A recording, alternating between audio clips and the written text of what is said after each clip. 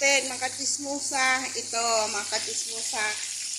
Nagawa ako ng, magagawa tayo ng sabaw, gagawin kong pizza.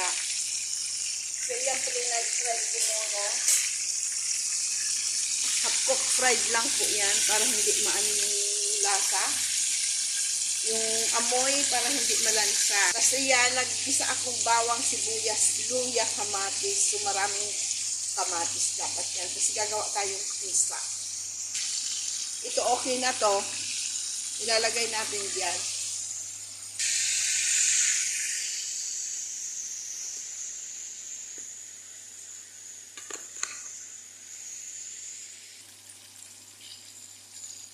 Sige pala yung daldal po, hindi naman nakabigyo. Sorry, nilagay ko na po yung isda ko.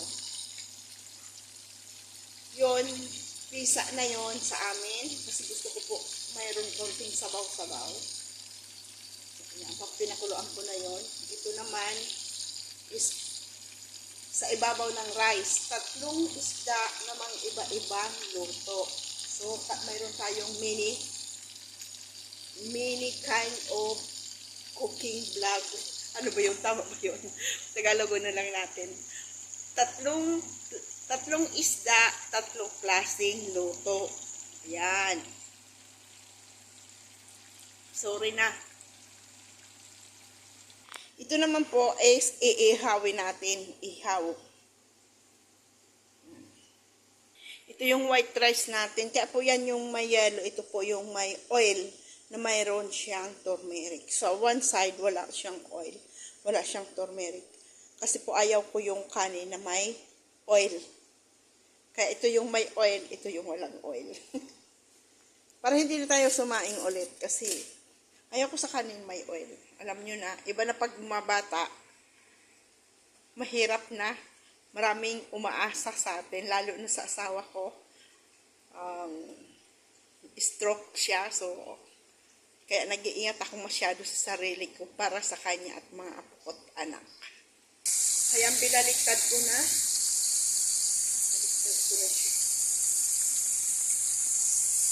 Kulong-kulo na ang ating pizza. Lalagyan ko yan ng sili. So ito okay na to. Tanggalin na natin kasi bababaw naman natin yung kanin. Para makapagdito na tayong kanin. Yan, harina lang po yan. So, inano ko dyan na harina. Para, kaya malinis po yan. So, ito na yung inihaw natin. So, ito ilalagay na rin natin sa oven.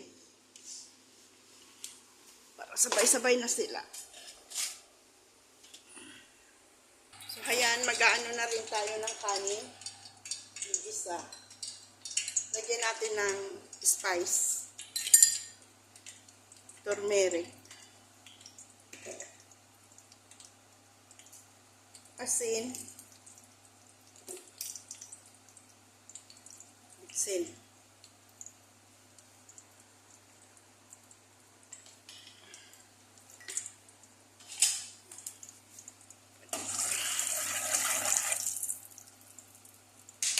Lalagay na natin yung kanin.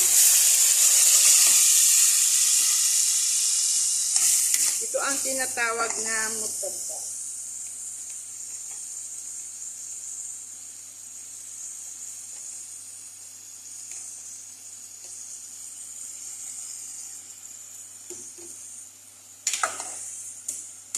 Tapos ibababaw natin dyan yung kanin, ay yung isda. So, ayan, anuhan muna natin yung ito naman yung itatapping ko dyan sa kanin. Tapos, yung kanin, niluto ko na. Ano po ito? Coriander at saka onion. Any kind of onion po nyo gamitin. Kasi po dito ako ginagagamit is white onion. So, ayan, siyempre, lalagyan natin siya ng tubig. Hot water po yan.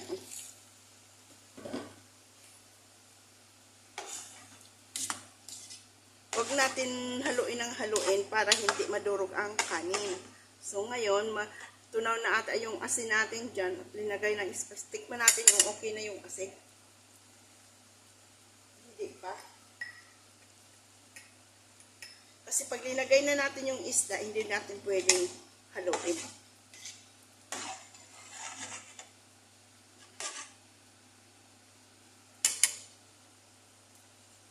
Okay na yan asin.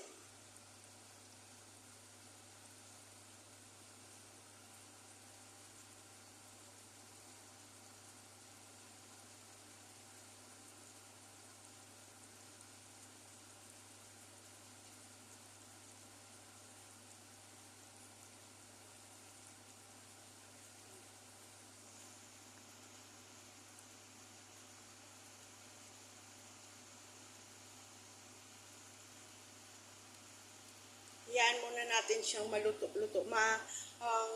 Parang half cook, more than half cook yung kanin bago natin ilagay yung isda sa babaw.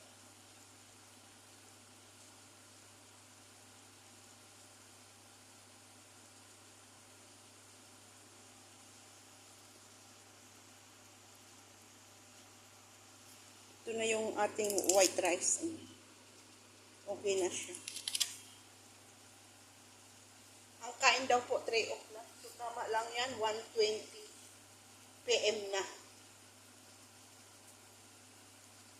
Gusto nila yung pagkaluto ng kanin, direct magkakain.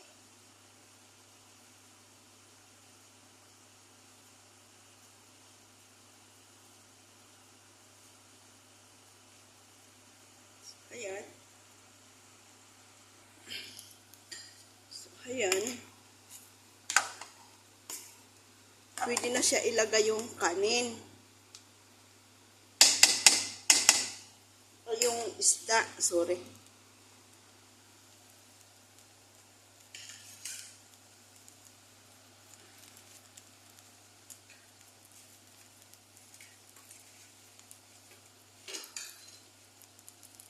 Ganyan po siya. Tapos, dito sa one side, ilalagay natin tong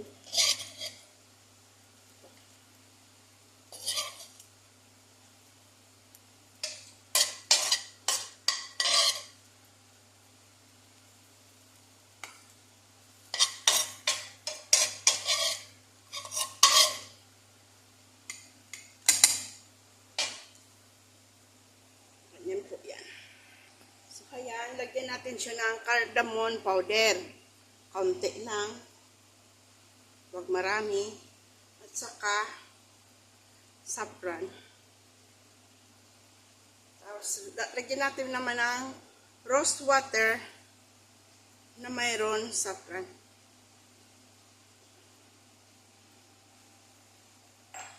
Kainin na po yan. Ready na. Ayan. Ready na siya. Takpan natin. Kainin na ho kasi yan. Ilagay natin doon sa maliit na apoy. Hindi ko kayang isang kamay, so ilalagay ko muna doon. So, ayan, linagay natin yung sili. Lagay naman natin to ng repolyo. Bukas na ho yan.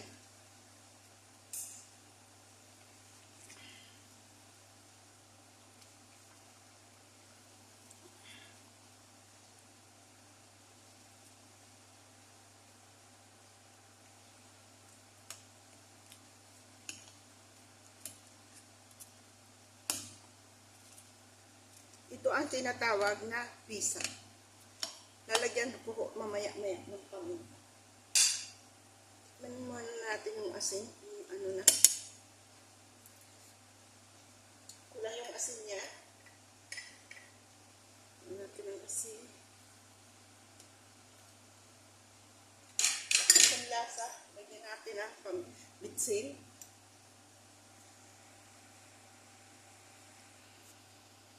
Lagyan natin ng paminta.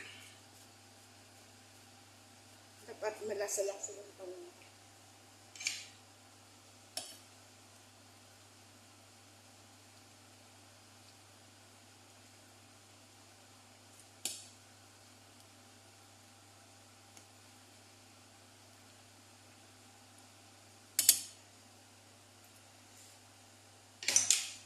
Hayaan muna natin siyang magkulo.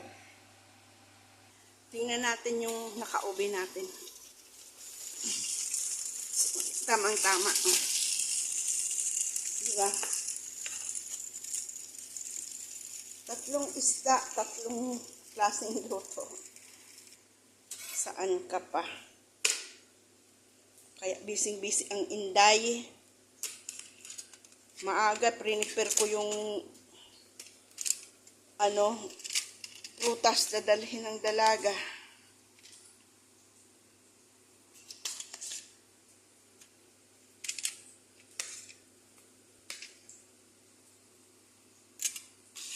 Picnic.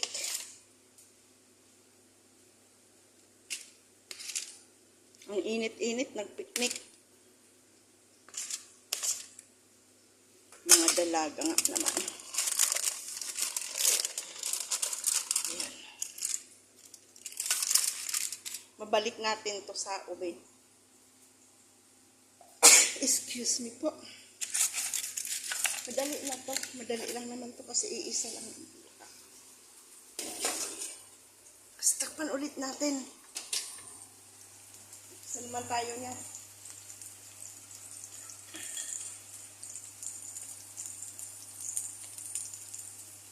Naalala ko po kasi yung okra ko dyan. Yung ginayat-gayat.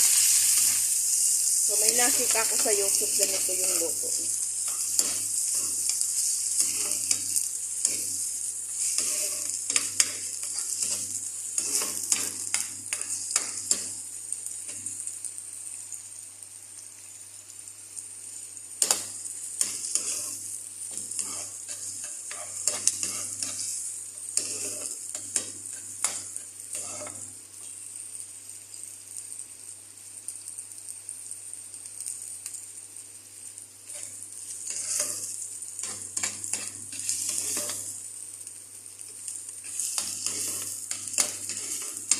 Ganun lang yung sibuyas niya. Lagay na natin yung kamatis. Maraming kamatis. Sabay na natin yung sili.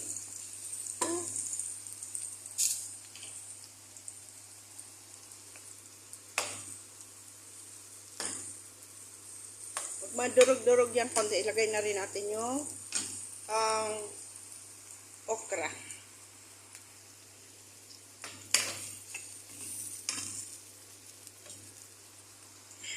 Kala yan, malapit na yan maluto.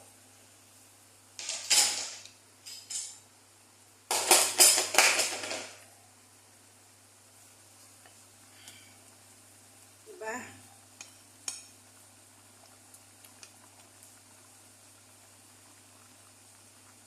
Mayroon pa at ako dyan. Patis. Bigyan natin ng kaunting patis.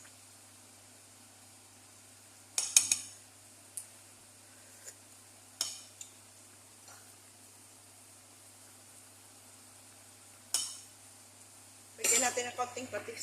Patis to, kaso linagay ko na lang dito kasi konti na lang, yan na lang ang laki ng bottle.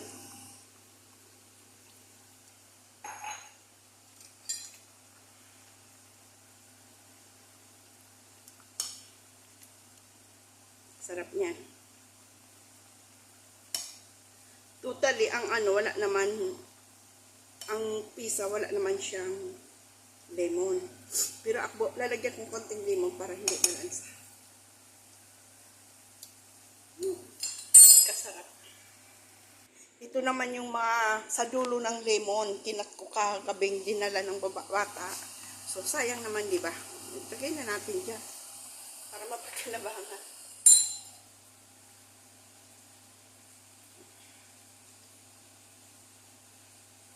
O, di ba? Kasarap yan.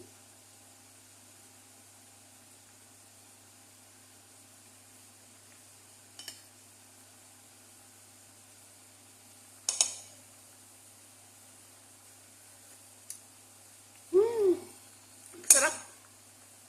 Lagyan natin konting asin. Kulang asin.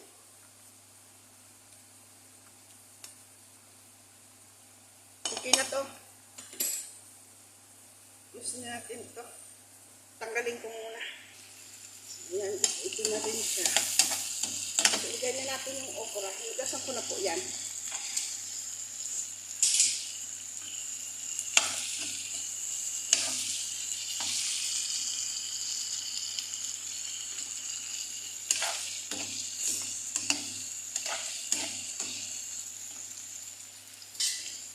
Lagyan natin ng konti kurko.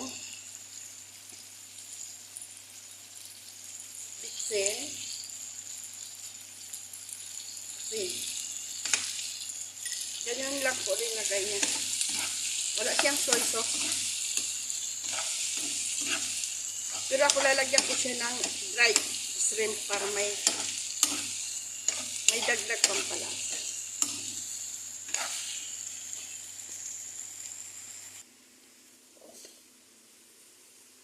Dried shrimp.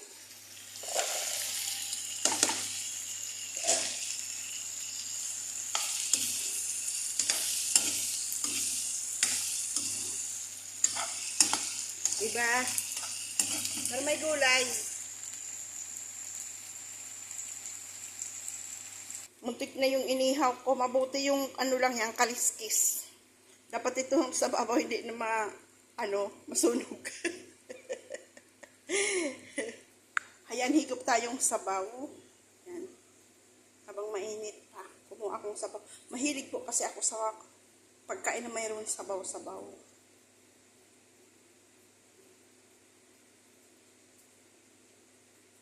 Okay na to kasi para hindi ma-dry. Diba? Sabi ng kasama ko kasi napali siya, ganito din daw ang luto sa kanila. Kaya pagbigyan ko, ganito ang luto sa kanila sa okra.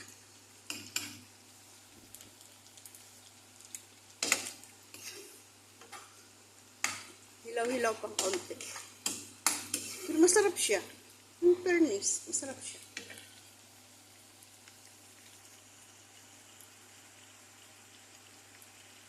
So, ayan, nakaluto na tayo. Ayan na yung isda natin. At ito naman yung pisa natin at saka yung okra. Ayan na siya. Saka yung kanin natin, okay na rin. It means, pag ang kanin umuusok na, okay na siya. Ayan na. At ito na yung ano natin. Ito na rin siya. Oh. Ready na. So, ngayon po, ako ay magpapaalam na sa inyong lahat. At marami pa tayong gagawin. Maraming salamat po sa walang sawang suporta ninyo sa akin sa YouTube channel. Pa-like and subscribe and comment naman po para maabot ko ang 4K views. At yung hindi pa po mga naka-subscribe, please subscribe po. Please para po makatulong din po kayo sa akin. Yun lang po. Wala naman po bayad yung pag-subscribe, diba? Please naman po, padagdag naman ng views at ng comment. Ayan. Maraming salamat sa walang sawang suporta. Ayan na po. Ready na ang ating lunch for today. Ayan na. Bye-bye. God bless.